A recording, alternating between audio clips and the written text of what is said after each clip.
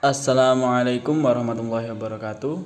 Kami dari kelompok 10 akan mempresentasikan karakteristik dan tugas perkembangan remaja akhir dengan beranggotakan yang pertama saya sendiri Sahroni, dan yang kedua yaitu Sofia Fitriani, dan yang ketiga Vina Mufida Alfiana.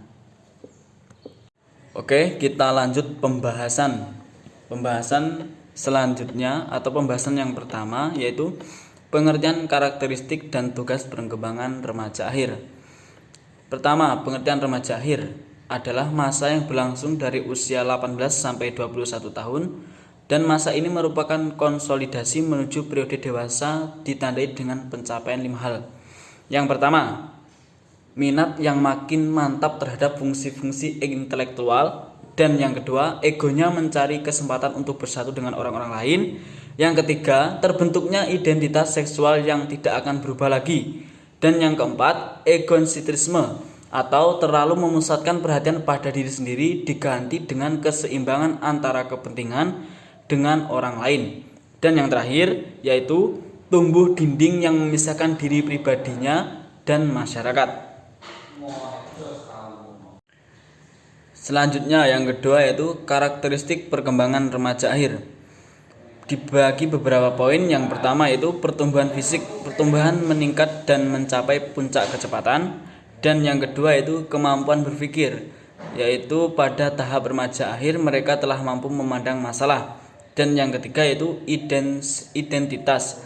Remaja mencoba berbagai peran mengubah citra diri, kecintaan pada diri sendiri. Dan yang keempat yaitu hubungan dengan orang tua. Perpisahan emosional dan fisik dari orang tua dapat dilalui dengan sedikit konflik ketika pada tahap remaja akhir. Dan yang terakhir yaitu hubungan dengan sebaya. Pada tahap remaja akhir, sekelompok sebaya mulai berkurang dalam hal kepentingan yang berbentuk pertemanan individu. Adapun ciri khas remaja akhir diantaranya yaitu kestabilan bertambah. Kestabilan bertambah adalah hal yang bersahabatan dengan lawan jenis maupun sama jenis menjadi lebih stabil. Yang kedua, lebih matang. Dalam cara menghadapi masalah. Pada periode ini, cara-cara dalam menghadapi setiap permasalahan lebih matang dibanding dengan sebelumnya. Yang ketiga yaitu campur tangan dari orang dewasa berkurang.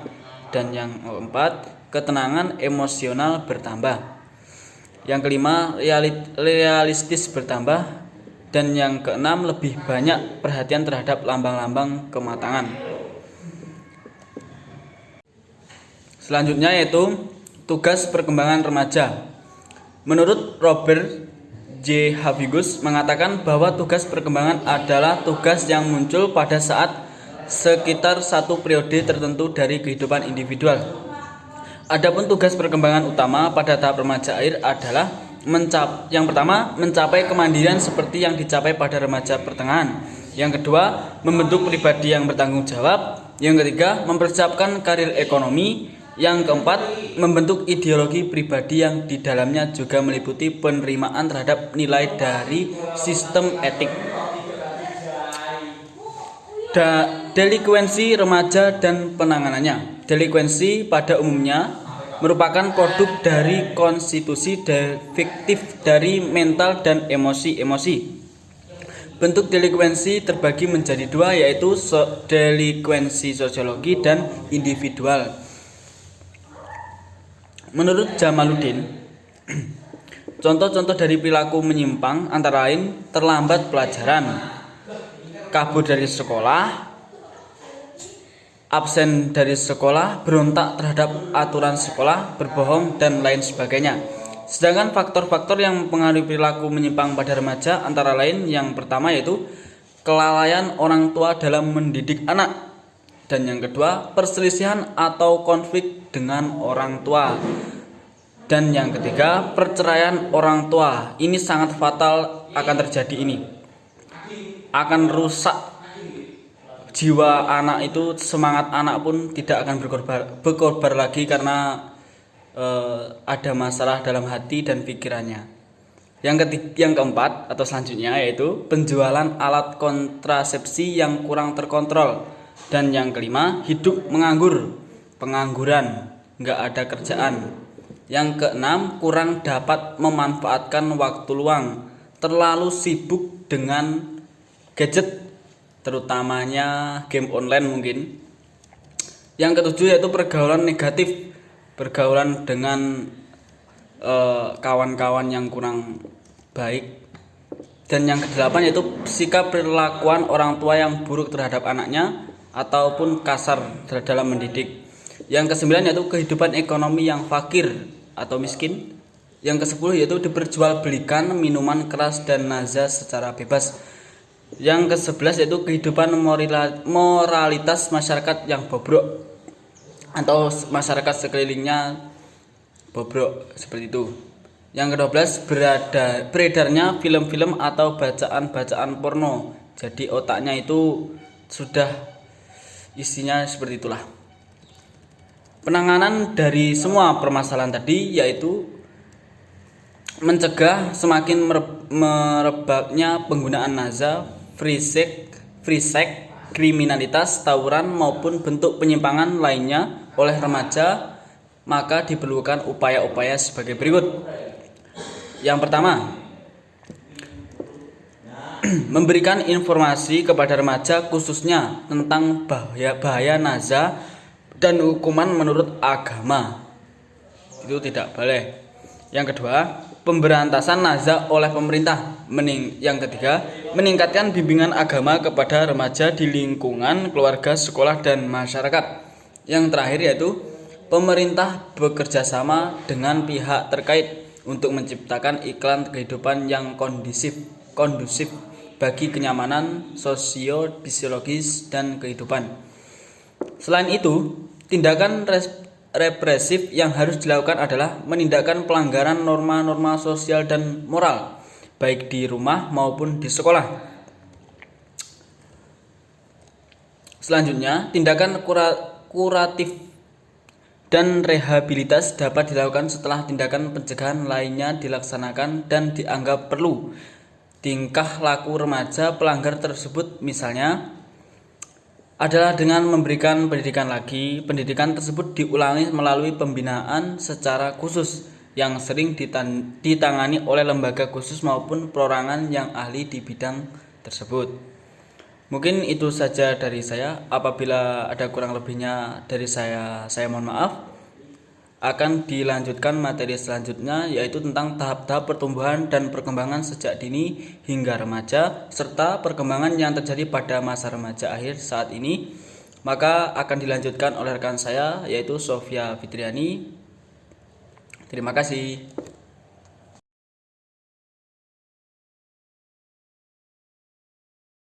Tahap-tahap pertumbuhan dan perkembangan sejak dini hingga remaja, serta perkembangan yang terjadi pada masa remaja akhir saat ini. Tahap-tahap pertumbuhan dan perkembangan sejak dini hingga sekarang. Yang pertama ada masa prenatal. Masa prenatal terdiri atas dua fase, yaitu fase embrio dan fase fetus. Yang kedua ada masa postnatal. Masa postnatal terdiri atas masa neonatus, masa bayi, masa usia prasekolah, masa sekolah, dan masa remaja. Masa neonatus. Pertumbuhan dan perkembangan postnatal setelah lahir diawali dengan masa neonatus.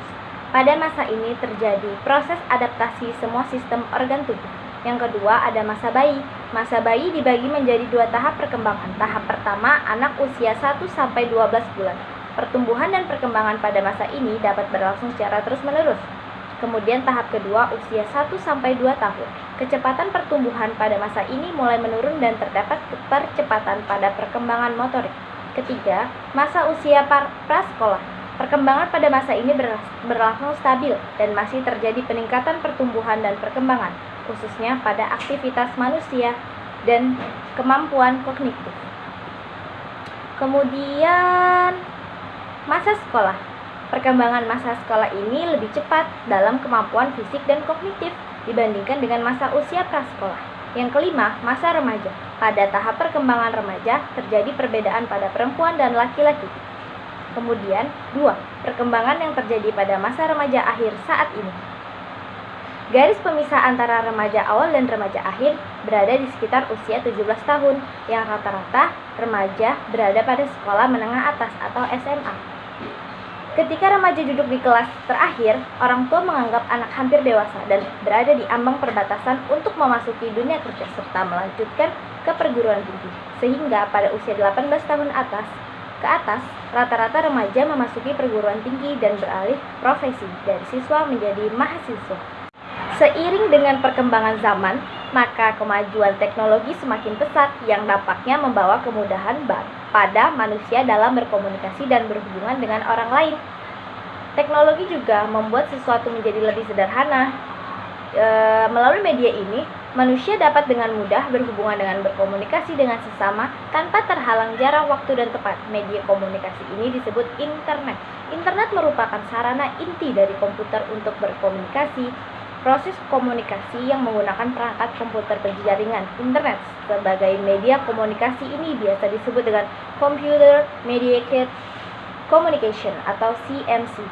Salah satu contoh CMC yang saat ini sedang tren di kalangan remaja adalah komunikasi yang menggunakan situs pertemanan Facebook. Facebook adalah situs jaringan sosial yang di dalamnya para pengguna dapat bergabung dalam komunikasi seperti kota, kerja, sekolah, dan daerah untuk melakukan koneksi dan berinteraksi dengan orang lain. Keterbukaan diri mahasiswa di Facebook bukan tidak memiliki tujuan, karena usia mahasiswa merupakan usia remaja akhir yang telah berpikir abstrak. Keterbukaan diri mahasiswa di Facebook kemungkinan bisa terjadi karena ingin diperhatikan, mengekspresikan diri, melepaskan masalah yang dihadapi ataupun diterima dalam suatu kelompok. Selain manfaat dan kesenangan yang didapat dari Facebook, ternyata Facebook juga memiliki dampak negatif. Kasus lain yang merupakan hasil observasi penelitian seorang mahasiswa, yaitu merasa kesal kepada temannya dan membeberkan kesalahannya melalui situs jaringan sosial, yaitu Facebook miliknya. Hal ini berujung perkelahian. Dampak lainnya adalah dapat membuat orang menjadi ketergantungan. Secara empiris dan rasional, manusia sebenarnya merupakan makhluk egois. Permusuhan secara alamiah berpasangan dengan simpati. Perhatian manusia terhadap penderitaan pihak lain hanya dapat dijelaskan berdasarkan motivasi-motivasi tertentu. Hal ini juga dapat dijelaskan dari sudut adanya antipasti dalam diri manusia yang oleh simpel tersebut sebagai semangat kontradiktif, spirit of contradiction. Dalam kenyataannya, memang lebih sulit untuk menanamkan simpati daripada permusuhan. Hal ini dilandaskan pada lebih mudahnya menanamkan kecurigaan terhadap pihak ketiga daripada menanamkan kepercayaan. Faktor penghambat dan penunjang perkembangan remaja akhir. Ada banyak faktor yang mempengaruhi perkembangan remaja akhir, seperti faktor internal dan faktor eksternal sebagai berikut. 1. Intelijensi. Intelijensi sangat besar pengaruhnya terhadap perkembangan remaja. Remaja yang memiliki intelijensi tinggi akan sanggup menyelesaikan segala persoalan yang dihadapi sehingga dapat berkembang secara baik dibandingkan dengan remaja yang memiliki intelijensi rendah. Namun, intelijensi tidak dapat menentukan berhasil atau tidaknya seseorang dalam belajar dan berkembang, sebab belajar merupakan proses yang cukup kompleks dan ada banyak faktor lain yang dapat berpengaruh. 2. Cara orang tua mendidik. Keluarga yang sehat akan menunjang keberhasilan dari perkembangan remaja, sedangkan orang tua yang acuh terhadap anak, maka akan menjadi penghambat dalam perkembangan remaja. 3. Teman bergaul. Teman bergaul juga sangat berpengaruh pada perkembangan remaja. Teman bergaul yang baik maka akan mendukung tahap perkembangan remaja menjadi semakin baik, sedangkan teman bergaul yang buruk maka akan memberikan hambatan dalam perkembangan remaja. 4.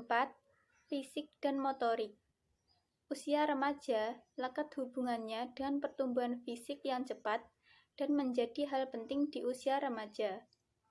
Saat seorang remaja memiliki perkembangan fisik atau ciri-ciri pubertas tidak seperti seharusnya, misalnya perkembangan fisik yang tidak proporsional, maka hal itu dapat menyebabkan rasa tidak percaya diri dan tidak puas.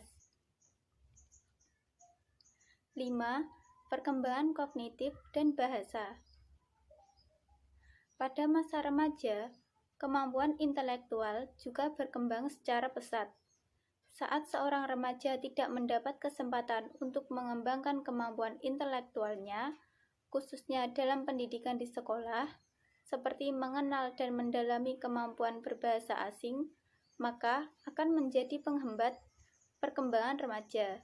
Sebab sedikit banyak hal ini berpengaruh pada kesuksesan remaja yang juga berdampak pada aspek emosional, kepribadian impulsif, sosial, dan beberapa aspek perilaku serta kepribadian lainnya. Oleh sebab itu, memberikan kesempatan pada remaja untuk mengembangkan kemampuan intelektualnya sangat penting untuk menunjang keberhasilan perkembangan remaja. 6. Pengalaman. Pengalaman menjadi salah satu hal yang urgent dalam perkembangan kognitif remaja. Semakin banyak pengalaman yang dimiliki seorang remaja, maka semakin bagus pula kemampuan kognitif yang dimiliki. Dan begitu pun sebaliknya, saat seorang remaja kurang memiliki pengalaman, maka kemampuan kognitif mereka juga rendah. Pengalaman yang dimiliki remaja berpengaruh dengan kemampuan mereka dalam menyelesaikan setiap masalah yang terjadi dalam hidupnya. 7. Lingkungan masyarakat luas. Kehidupan masyarakat yang terjadi di sekeliling remaja juga berdampak pada perkembangan remaja. Jika masyarakat yang ada di sekeliling adalah kumpulan orang-orang negatif, seperti senang berjudi, mabuk-mabukan, mencuri, maka akan menghambat perkembangan remaja, karena jiwa remaja yang labil akan mudah terpengaruh sehingga mengikuti perbuatan tidak baik yang terjadi di sekelilingnya tersebut. Dan begitu pun sebaliknya, jika masyarakat yang ada di sekelilingnya adalah kumpulan orang-orang positif, maka akan menunjang perkembangan remaja menjadi baik. 8. Media massa. Media massa ini dapat memberikan pengaruh baik dan buruk bagi perkembangan remaja. Contoh dari pengaruh buruk diantaranya adalah tema pergaulan bebas, pencabulan, pembunuhan, dan berbagai kegiatan buruk lain yang nantinya dapat membuat seorang remaja terpengaruh dan mengikuti kebiasaan dari cerita tersebut. Jika tidak dikontrol dengan baik dan tidak diawasi oleh orang tua bahkan pendidik, maka ini semua akan menjadi penghambat dalam perkembangan remaja. Dan begitu pula dengan sebaliknya. 9. Ekonomi keluarga.